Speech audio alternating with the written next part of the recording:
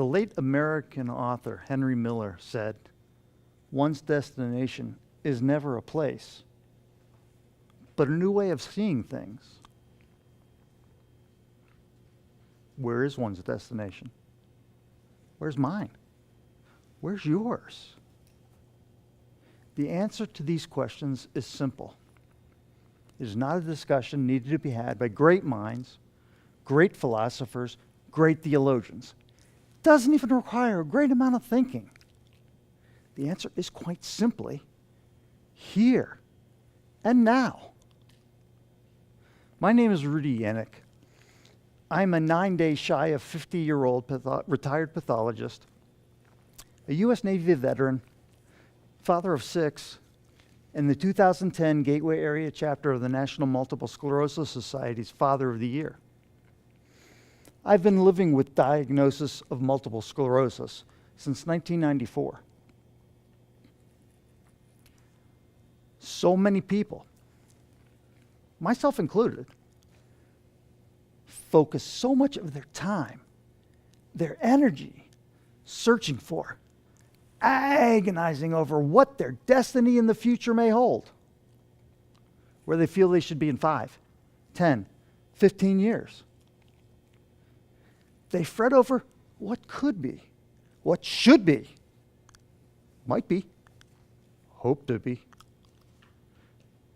They forget about what is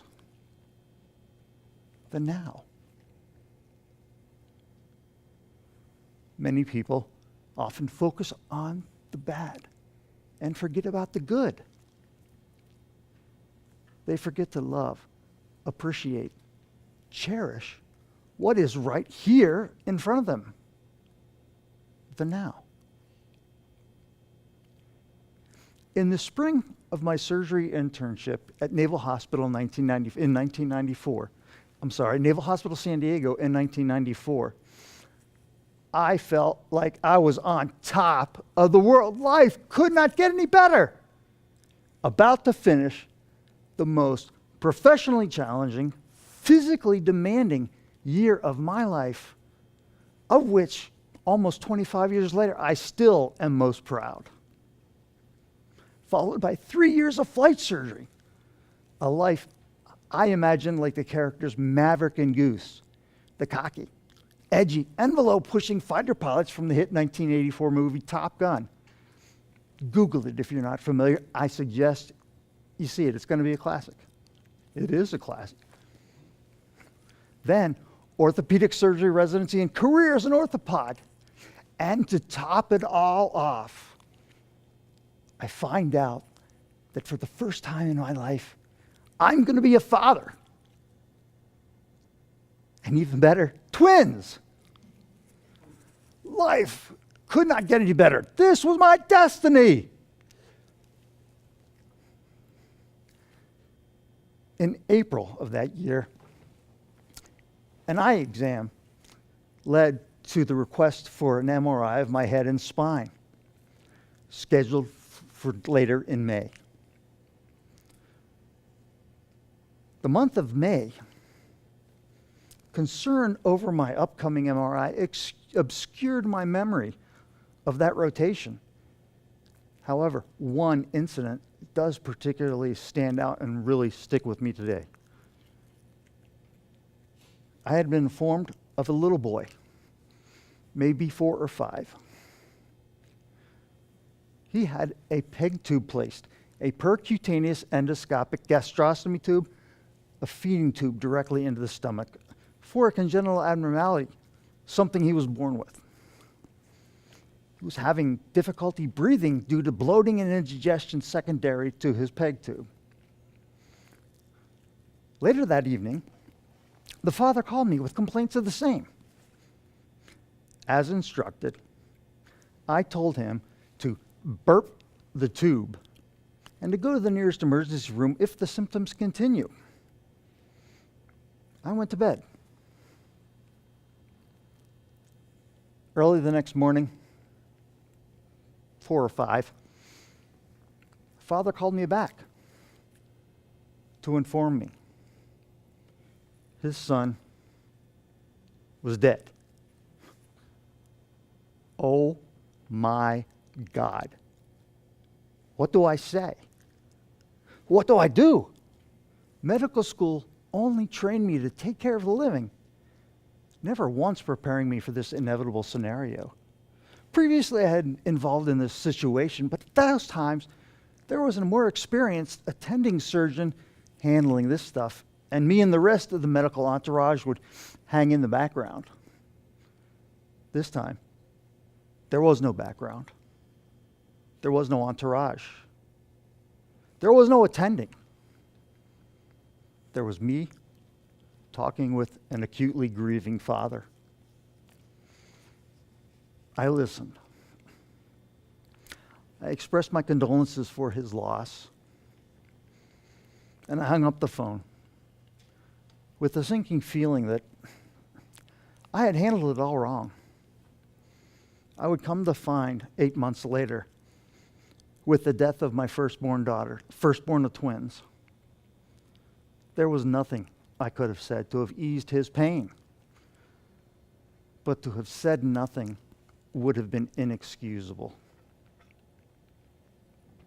The morning of Thursday, May 26th, I went to the radiology clinic to obtain my MRI.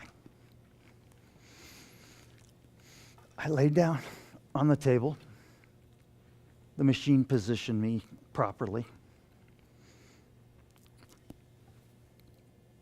Suddenly,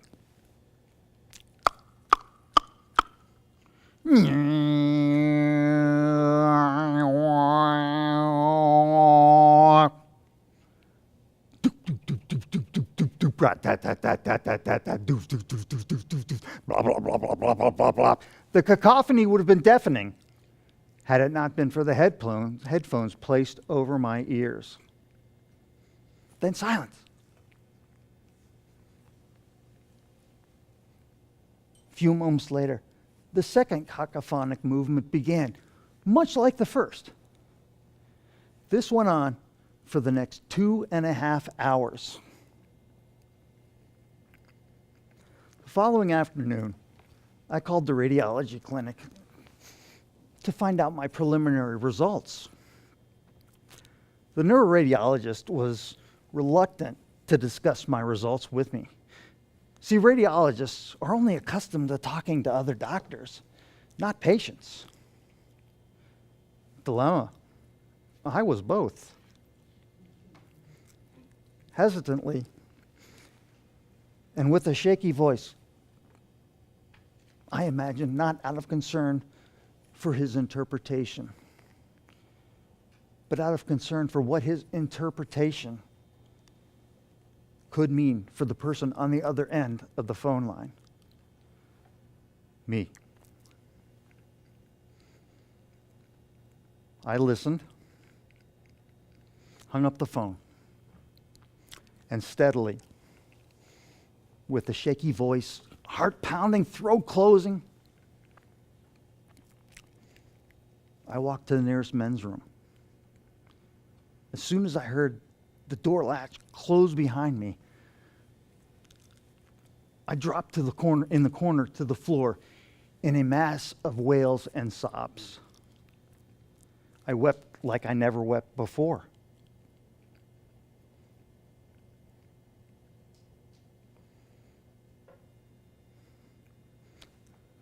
Severe bilateral demyelinization of my periventricular white matter, ultimately resulting in a diagnosis of multiple sclerosis. Just like that, poof. My professional hopes and dreams, my career, my destiny vanished. The Navy forced me into an area of medicine that I never never enjoyed, and never really felt was a true clinical specialty of medicine: pathology. I did my pathology residency at the University of California, Irvine, a somewhat prestigious program with a few prestigious names in the area of pathology. I could not see that then. I was too busy being angry at multiple sclerosis for what it had taken from me professionally. I was too busy mourning the loss of the could have been, the should have been. I did not, could not, would not recognize the opportunities being given me. Anger over my multiple sclerosis prevented me from fully engaging myself in my training, prevented me from seeing things in a new way. Had I done so, life would have been so much easier for my family and me, as evidenced by the multiple attempts that it took to pass the pathology specialty exams. Following residency, I did hematopathology fellowship training. Disorders, malignancies, tumors of the lymph nodes, blood, and bone marrow. At the Armed Forces Institute of Pathology, a very prestigious institution with many prestigious names in the area of pathology. It was during this training I decided to see things in a new way. I began engaging myself in my training. Interestingly, once I did, I began enjoying myself, finding my job less difficult than it had been previously. I began having fun.